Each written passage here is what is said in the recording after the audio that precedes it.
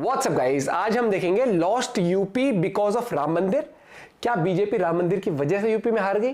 Video का detailed analysis होगा। गौरव ठाकुर भाई की वीडियो है, ओरिजिनल वीडियो का लिंक है डिस्क्रिप्शन में। चाहे मैं तो प्लीज सब्सक्राइब वीडियो कर दे। लाइक 1 2 3 गो। क्या राम मंदिर से हिंदूज ही खुश नहीं है? क्योंकि जिस मंदिर के लिए बीजेपी ने 30 सालों तक संघर्ष किया, राम मंदिर के निर्माण के लिए अडवाणी जी आगे बढ़ो। जिस राम मंदिर का 500 सालों से दुनिया भर के सारे हिंदूज इंतजार कर रहे थे और फाइनली 2024 में बीजेपी गवर्नमेंट के ही वजह से हिंदुओं को यह मंदिर नसीब हुआ और फिर 22 जनवरी के दिन मंदिर की प्राण प्रतिष्ठा एक त्योहार की तरह पूरे देश भर में मनाई गई। पूरे देश में। लेकिन इस सब के बावजूद बीजेपी का परफॉर्मेंस यूपी में इस साल के इलेक्शन में सबसे ज्यादा वर्स्ट था। उत्तर प्रदेश, जो पिछले 2 जनरल इलेक्शन में बीजेपी का सबसे बड़ा फोर्टे था, जहां से खुद नरेंद्र मोदी ने इलेक्शंस लड़कर 2 बार प्रधानमंत्री की शपथ ली थी। मैं नरेंद्र दामोदर दास मोदी। इस बार यही यूपी बीजेपी के अगेंस्ट कैसे बैकफायर कर गया? इतना कि बीजेपी के ब्रांड फेस मोदी जी खुद भी यूपी से अपने कॉन्स्टिट्यूएंसी में सिर्फ 1.5 लाख वोट से ही जीत पाए। आई एम प्रीटी श्योर ये रिजल्ट्स तो खुद बीजेपी ने भी अपने सपनों में भी इमेजिन नहीं किया होगा। सो अपेरेंटली सब कुछ सही करने के बावजूद बीजेपी से कुछ बहुत ही बड़े ब्लंडर्स हुए हैं। सो नेचुरली अब सवाल यही आता है कि आखिर वो कौन से ब्लंडर्स थे? इवन अगर आगे की बात करें तो यूपी का अब फ्यूचर ही क्या होने वाला है, स्पेशली यूपी के स्टेट इलेक्शंस में अब आगे क्या होगा? क्या योगी जी यूपी के सीएम रहेंगे भी या फिर सीएम बदलकर कोई नया चेहरा आ जाएगा? ये सब कुछ आज हम बहुत डिटेल में समझेंगे और यूपी की पॉलिटिक्स की एक इनसाइट लेने की कोशिश करेंगे, क्योंकि यूपी की पॉलिटिक्स जैसे दिखती है सामने सामने, असल में इंट्रिंसिकली वो वैसी है नहीं। इसी के साथ हम एक और एक स्टेट महाराष्ट्र को भी कवर करेंगे, जहां पे भी पॉलिटिकल सिचुएशन ने एकदम गूगली टर्न ले लिया। मतलब जरा सोचो, कैसे महाराष्ट्र, जहां पर दूसरी सबसे ज्यादा लोकसभा सीट्स है, जहां पे तो बीजेपी ने स्टेट के 2 सबसे बड़े पार्टीज को तोड़कर वहां पर अपने कंपटीशन को ही पूरी तरीके से डिस्ट्रॉय कर दिया था, वहां भी बीजेपी को इतने कम सीट्स कैसे मिले? बेसिकली बीजेपी के इस बार के पुअर परफॉर्मेंस को अगर हम रिवर्स इंजीनियर करें ना, क्योंकि उन्होंने 400 पार कहा था लेकिन 300 भी पार नहीं हो पाया, इसके पीछे के मेन रीजंस यही 2 स्टेट्स थे, यूपी और महाराष्ट्र। इन दोनों स्टेट्स में बीजेपी की सारी स्ट्रैटेजीज और उनका पूरा कैलकुलेशन बिगड़ गया। तो चलो पूरे सिचुएशन को थोड़ा डिटेल में समझते हैं, स्टार्टिंग विद यूपी फर्स्ट, क्योंकि वो फेमस पॉलिटिकल डायलॉग तो आपको पता ही होगा, अगर आप सत्ता में यूपी जीत गए तो समझ लो पूरा देश जीत गए। पहला रीजन जिसकी वजह से बीजेपी यूपी में साक्षात राम जन्मभूमि अयोध्या की ही सीट हार गई, उसका कारण खुद राम मंदिर ही था। एक्चुअली हुआ कुछ यूं, अयोध्या में इस बार बहुत से लोग बीजेपी से नाराज थे, क्योंकि उनके घर और दुकान राम मंदिर के कॉरिडोर की डेवलपमेंट और कंस्ट्रक्शन में चले गए। हमारा 85 साल को घर है, अब देखिए मकान टूट रहा हमारा। हालांकि उन्हें उसका फेयर कॉम्पेंसेशन मिला, लेकिन लोगों में यह सेंटिमेंट डेवलप होने लग गया कि यह कॉम्पेंसेशन जस्टिफाइबल नहीं था, क्योंकि जो घर उन्हें प्रोवाइड किए गए वो सारे के सारे मेन मार्केट एरिया से काफी दूर थे। मकानें टूटी हैं, लेकिन जो है मुआवजा वैसा नहीं मिला है। आपने कहीं मांग रखी है अपनी किसी प्रकार से? जहाँ जाइए पैसा ही चलता है, अपना पैसा लगा के बनवाएंगे, उसके बाद पैसा देना है उनको 15 लाख रुपए। हर 3 साल पे 25% बढ़ने के लिए भी कहे हैं। हम बहुत मुसीबत झेल रहे हैं बच्चे, बहुत कष्ट है भैया। और इसीलिए डिस्पाइट राम मंदिर ये एक बड़ा रीजन बना अयोध्या में बीजेपी की हार का। इसके बाद जो दूसरा सबसे बड़ा रीजन रहा बीजेपी के सेटबैक का, वो था unity of Muslim voters against BJP. So Ram Mandir ने जितना हिंदूज को यूनाइट नहीं किया, उससे कई ज्यादा तो मुस्लिम्स को राम मंदिर ने यूनाइट कर दिया, क्योंकि 72% of UP Muslims completely voted against BJP, जिसकी वजह से वो सारे के सारे वोट्स इंडिया अलायंस को चले गए। That many more Muslims have voted this time for Congress and Congress Plus. इसका सबसे बड़ा एग्जाम्पल है रामपुर पोलिंग बूथ, जहां पर 100% वोटर्स मुस्लिम्स थे, जिन्हें बीजेपी ने पीएम आवास योजना के तहत 532 हाउसेस बनाकर दिए थे, लेकिन इसके बावजूद उस पूरे के पूरे गांव ने बीजेपी को एक भी वोट नहीं दिया। उत्तर प्रदेश में एक जिला है रामपुर, उसके एक गांव में पोलिंग बूथ पर जहां 100% मुस्लिम मतदाता है, उस गांव में 532 घर दिए हैं प्रधानमंत्री आवास योजना के तहत। इस पोलिंग बूथ पर भाजपा को एक भी वोट नहीं मिला। इसी मुस्लिम यूनिटी का यूपी के दूसरे ऑपोजिशन पार्टीज ने बहुत फायदा उठाया, क्योंकि आप अगर देखोगे तो एसपी के 4 मुस्लिम कैंडिडेट्स अपने कॉन्स्टिट्यूएंसी से ये बार जीत कर आए। अब अगला मेजर रीजन था कास्ट पॉलिटिक्स। एक तरफ जैसे हमने जाना बीजेपी के अगेंस्ट सारे मुस्लिम वोटर्स यूनाइट हो गए, वहीं पर दूसरी तरफ बीजेपी के खुद के core Hindu voters caste politics के वजह से डिवाइड हो गए। अब अगर आप यूपी की पॉलिटिक्स की हिस्ट्री को निकाल कर देखोगे ना, तो कास्ट हमेशा से ही यूपी की पॉलिटिक्स में एक बहुत ही इंपॉर्टेंट पिलर रहा है। जैसे कि for example Samajwadi Party is known as Yadavs की पार्टी, वैसे ही बीएसपी को बहुजन्स की पार्टी कहा जाता है। और इस स्टेट की टेंडेंसी रही है हमेशा से कि डेवलपमेंट से ज्यादा ये लोग कास्ट के बेसिस पर वोट देते हैं। सो ऐसे स्टेट में जहां पर कास्ट पॉलिटिक्स इतना वाइटल रोल प्ले करती है, अयोध्या के एमपी लालू सिंह ने एक स्टेटमेंट पास कर दिया था। Lalu Singh and Rajkumari Diya Singh also started saying that we need 400 to change the constitution. और इस स्टेटमेंट को राहुल गांधी और अखिलेश यादव ने मिलकर करते हुए ऐसे नैरेटिव सेट कर दिए कि बीजेपी आएगी तो वो पूरा कॉन्स्टिट्यूशन ही बदल देगी और रिजर्वेशन को ही खत्म कर देगी। बीजेपी ने, आरएसएस ने साफ कह दिया है कि अगर वो चुनाव जीतेंगे तो हिंदुस्तान का संविधान जो है और उसे रद्द कर देंगे, खत्म कर देंगे। समाजवादियों का लक्ष्य था कि भारतीय जनता पार्टी को रोकें, और यहीं पर बीजेपी से एक बड़ी गलती हो गई।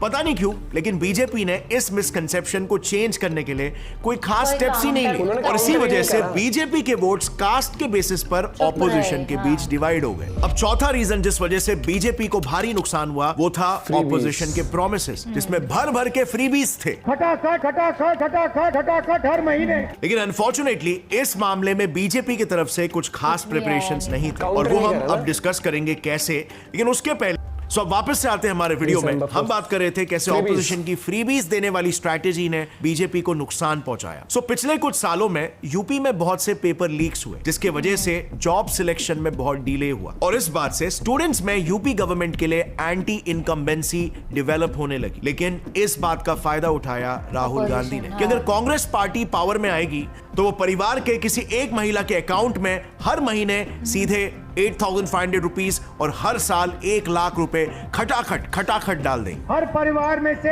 एक महिला चुनी जाएगी और उस महिला के बैंक अकाउंट में कांग्रेस पार्टी साल का 1 लाख रुपया, महीना का 8,500 रुपए डाल देगी। अब अगर फ्री में एकदम ये सब मिल रहा हो तो डेफिनेटली वोट्स तो बढ़ने ही थे, और इस वजह से विमेन वोट्स स्पेशली कांग्रेस को काफी ज्यादा मिल गए। और वो अलग बात है कि आज लखनऊ में कई औरतें अपना गारंटी कार्ड लेकर पैसों के लिए कांग्रेस हेडक्वार्टर्स पहुंच गई, और फिर ऐसे ही सिमिलर फ्री भी समाजवादी पार्टीज के मैनिफेस्टो में भी प्रॉमिस किए गए कि वो लैंडलेस और छोटे फार्मर्स को हर महीने 5,000 रुपए देंगे, और उन्हें तो ये भी प्रॉमिस किया कि वो हर राशन कार्ड होल्ड करने वाले फैमिली को फ्री में आटा और इवन 500 रुपए का डेटा रिचार्ज करके देंगे। लेकिन बीजेपी के साइड से एज सच यूपी में कोई बड़े फ्री बीज अनाउंस ही नहीं किए। अब बात करते हैं अगली गलती के बारे में जो बीजेपी का यूपी में मेजर लूजिंग फैक्टर साबित हुआ, वो था गलत टिकट का डिस्ट्रीब्यूशन। तो जैसे हमने पहले जाना था पॉलिटिक्स में एक कॉमन कहावत के बारे में कि अगर यूपी जीत गए तो समझ लो इंडिया जीत गए, और पिछले 2 जनरल इलेक्शंस में बीजेपी के साथ भी कुछ ऐसा ही हुआ था। लेकिन इस बार यूपी में इलेक्शन का जो सबसे बेसिक स्टेप होता है कि सही कैंडिडेट को सही जगह पर प्लेस करना ताकि वो वहां से जीत के आ सके, इसे ही बीजेपी ने ठीक से पालन नहीं किया। इस बार यूपी में बीजेपी की टॉप लीडरशिप ने यूपी के 2 टर्म से सिटिंग सीएम योगी आदित्यनाथ जी के 35 प्लस रेकमेंडेड कंटेंडर्स को रिजेक्ट कर दिया। बेसिकली इस इलेक्शन में बीजेपी ने 23.5% यूपी के सिटिंग एमपीज को टिकट ही नहीं दिए, और उनके जगह पर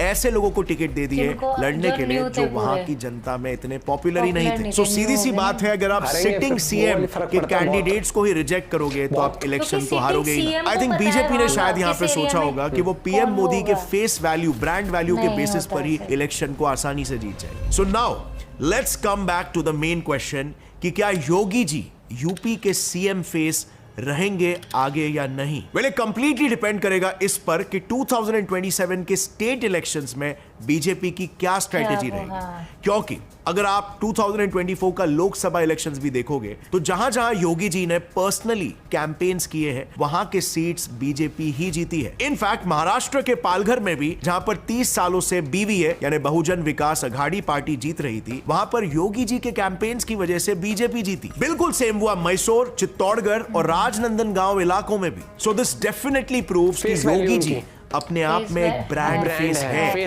और अगर बीजेपी यूपी स्टेट इलेक्शंस में ज्यादा इंटरफेयर नहीं करती तो उनके जीतने के चांसेस काफी हाई होते। अब इतनी सारी गलतियां बीजेपी कर ही रही थी, तो यहां पर हो गई उनसे एक final nail in the coffin वाली गलती, आरएसएस को इग्नोर करना। इस गलती का सिर्फ यूपी में ही नहीं बल्कि पूरे नेशनल लेवल पर उन्हें एक मेजर सेटबैक झेलने मिला। देखो, आरएसएस हमेशा से बीजेपी का बैकबोन रहा है, जिसने बीजेपी को 1984 में पहली बार 2 सीट्स दिलाई और 2019 में 300 प्लस सीट्स दिलाई थी। आरएसएस ने पार्टी बनाने से लेकर बीजेपी में अटल बिहारी वाजपेयी, नितिन गडकरी और नरेंद्र मोदी जैसे लीडर्स को तक खड़ा किया है। इसके अलावा हर एक इलेक्शन में आरएसएस वर्कर्स ने बीजेपी के लिए डोर टू डोर कैंपेन्स तक किए। लेकिन इस बार लोकसभा इलेक्शन से 1 महीने पहले बीजेपी प्रेसिडेंट जेपी नड्डा ने मीडिया में यह कह दिया कि बीजेपी को अब आरएसएस की कोई जरूरत नहीं। अभी बीजेपी एक बड़ी पार्टी हो गई है और वो खुद में ही सक्षम है। अब इस स्टेटमेंट ने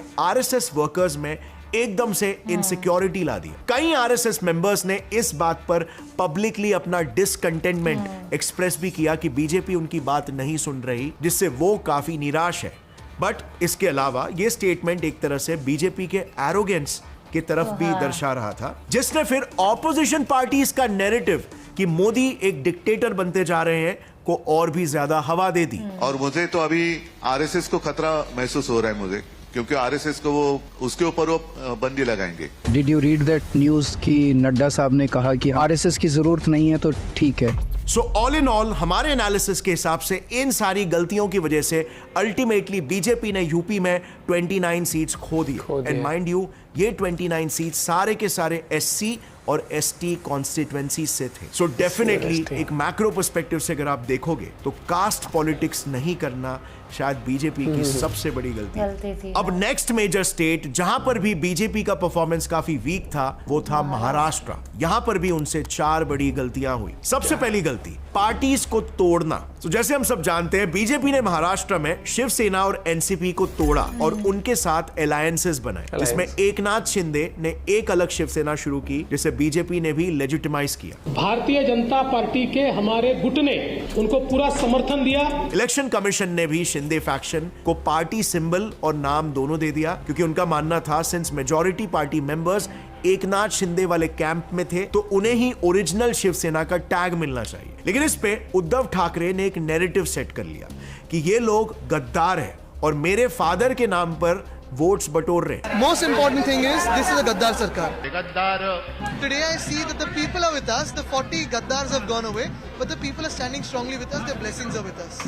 शिंदे फैक्शन और बीजेपी ये सब चोर है, क्योंकि वो लोग शिवसेना के लोग चुरा के सत्ता में रहने की कोशिश कर रहे हैं। अब इस नैरेटिव से ठाकरे फैक्शन के लिए महाराष्ट्र में सिंपैथी क्रिएट होने लगी। किसी के जाने से आने से कुछ फर्क नहीं पड़ता है। हम सब ये सब आप गर्दी देख रहे हो, ये सब शिवसैनिक उद्धव साहब के पीछे कंधे से कंधा लड़ा के रहेंगे। और फिर उसी के कुछ समय बाद न्यूज आती है कि एनसीपी भी टूट रही है। अजीत पवार बगावत के बीच अब सबकी नजरें शरद पवार पर टिकी हुई है। और फिर वहां पर भी एनसीपी ने सेम इसी नैरेटिव को और हवा दे दी और अजीत पवार को बदनाम करने लग गए। शरद पवार का बागियों पर हमला का मेरी ताकत अभी बाकी है, जो गए हैं उनको सही जगह दिखाऊंगा। और इस सब का नतीजा ये हुआ कि मुंबई की 6 सीटें उद्धव बाला साहेब ठाकरे और एनसीपी शरद पवार फैक्शन को मिल गई, जहां पर 2019 में बीजेपी और यूनाइटेड शिवसेना ने सब सीट्स जीत ली थी। अब इस इलेक्शन में बीजेपी सिर्फ 2 ही सीट्स जीत पाई और वो भी एकदम मिनिमल के साथ। मुंबई नॉर्थ सेंट्रल से कैंडिडेट रविंद्र को सिर्फ 48 वोट से ही जीते। So you can imagine Maharashtra में कितना टफ कंपटीशन था। दूसरी बड़ी गलती थी एकनाथ शिंदे और अजीत पवार पर जरूरत से ज्यादा भरोसा रखना। बीजेपी ने एकनाथ शिंदे और अजीत पवार को मिलाकर 19 सीट्स दी थी, जिसमें उन्होंने सिर्फ 7 सीट्स ही जीती। अजीत पवार ने तो एक ही सिर्फ सीट जीती। अब इनको अपने साथ लेने से बीजेपी के खिलाफ लोगों में गुस्सा बढ़ गया। लोगों को ऐसा लगने लगा कि जिनके खिलाफ पहले बीजेपी बोला करती थी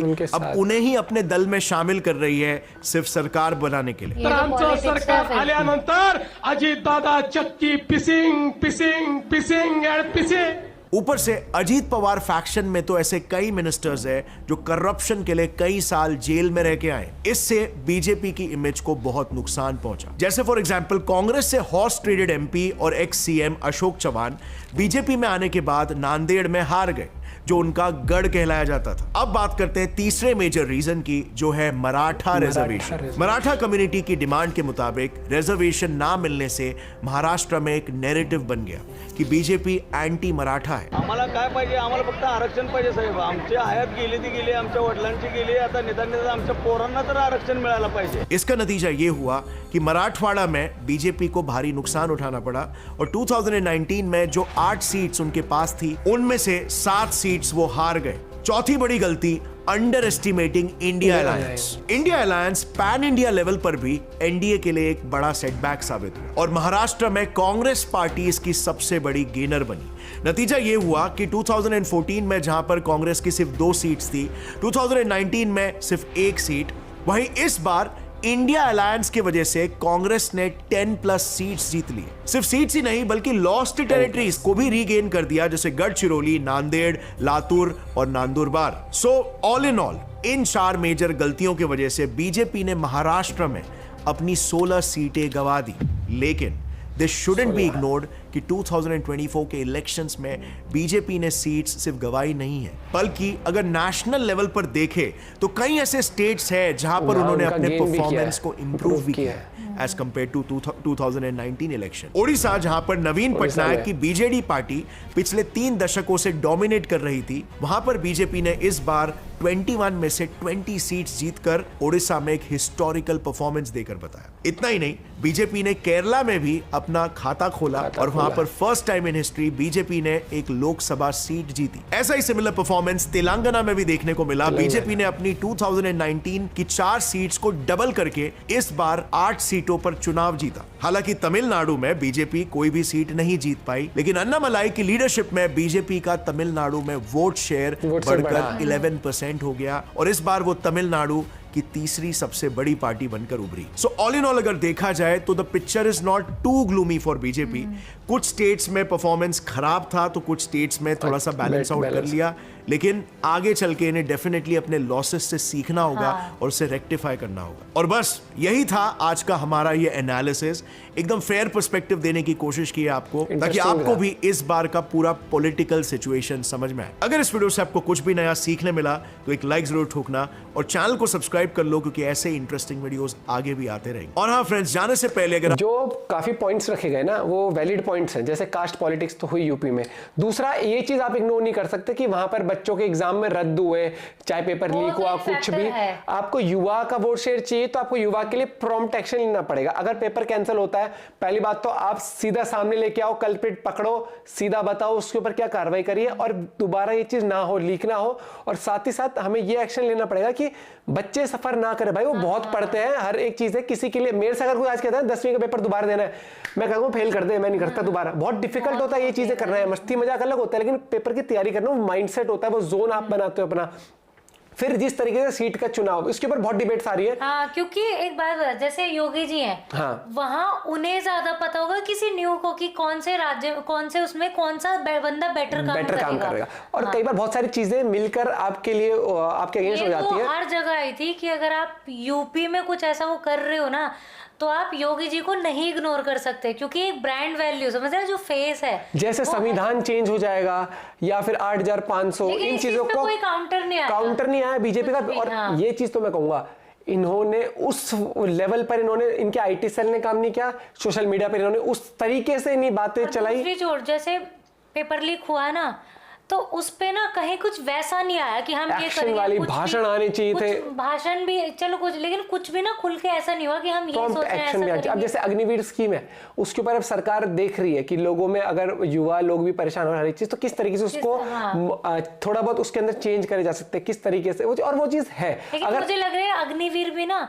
इलेक्शन से पहले इसका जो भी हाँ, कि अगर वो चेंज करना चाहते हैं इसके बारे में, तो कुछ लेके आना चाहिए था। मेन है कि बोले ही नहीं कुछ भी। कोई भी इंसान आपको वोट देता है आपके काम देख के या आपके फ्यूचर प्लान देखकर। अगर आपको लग रहा है कि अग्निवीर में चेंजेस हम करेंगे, आप लेके आओ, वोटिंग से पहले लाओगे तभी तो लोग बताओ कि हाँ भाई यार। अब वोटिंग से पहले नहीं बताओगे तो फिर वो चीज होगी। अगर कोई ऑपोजिशन कहता है मैं 8500 रुपए देंगे फटाफट खटाखट, तो आप उसको काउंटर करने आओ कि क्या ये वास्तविकता में पॉसिबल है पूरे इंडिया में इस तरीके से होना या नहीं है। है। और यही चीज मुझे लगता है कि बीजेपी को एक सेटबैक मेजर दिया, जिससे कि अब वो रिगरस तरीके से काम करने पर भी आएंगे। मैं तो अपने यहाँ पर ही देख रहा हूँ ना, गली में भाई साहब हर दूसरे मकान पे इतने बीजेपी के पोस्टर लग चुके हैं कार्यकर्ताओं के, जो ग्राउंड लेवल पर काम करते हैं। और अच्छी बात है, ये कोई बुरी बात, शो ऑफ नहीं है, ये अच्छी बात है कि गलतियों से सीखे, अब ये रिगरस काम करेंगे, लोगों के बीच में भी आएंगे। लेट हो गए, कर तो रहे, हाँ। ये चीजें पहले होनी चाहिए, पहले होनी चाहिए, मार्केटिंग पे ध्यान नहीं दिया। बिल्कुल भाई, झूठ की बोलूंगा, मेरे घर पर एक बीजेपी का नहीं आया, कोई कहीं भी मैंने कहीं देखा, वोट मांगने तक नहीं आया एक बीजेपी का बंदा। पोस्टर भी मैंने कुछ ज्यादा देखे नहीं थे, कोई नहीं आया भैया।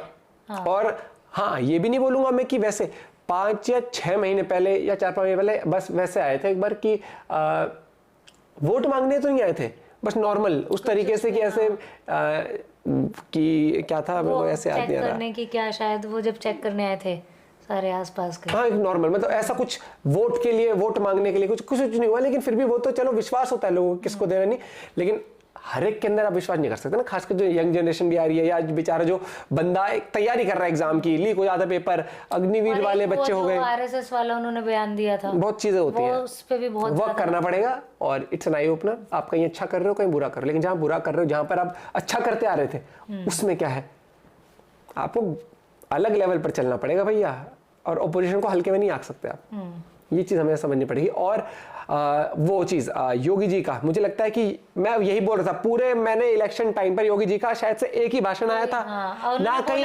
चलाया गया, उन्होंने पर्सनली वो करी, वहां वो जीते, लेकिन क्योंकि यूपी में एक चीज देखना 2 बार से और जहां नहीं भी जा पाए, पॉसिबल नहीं हुआ, तो भाई अब सोशल मीडिया पे भाषण तो चलाओगे। राहुल गांधी के भी भाषण चलते थे, अखिलेश के भी चलते थे, योगी जी के क्यों नहीं चले, क्यों मार्केटिंग नहीं करी गई? इसके ऊपर चर्चा होनी चाहिए, बिल्कुल होनी चाहिए। आप अपना पॉइंट ऑफ व्यू शेयर कर सकते हो। मिलते हैं वीडियो के साथ, बाय बाय, टेक केयर।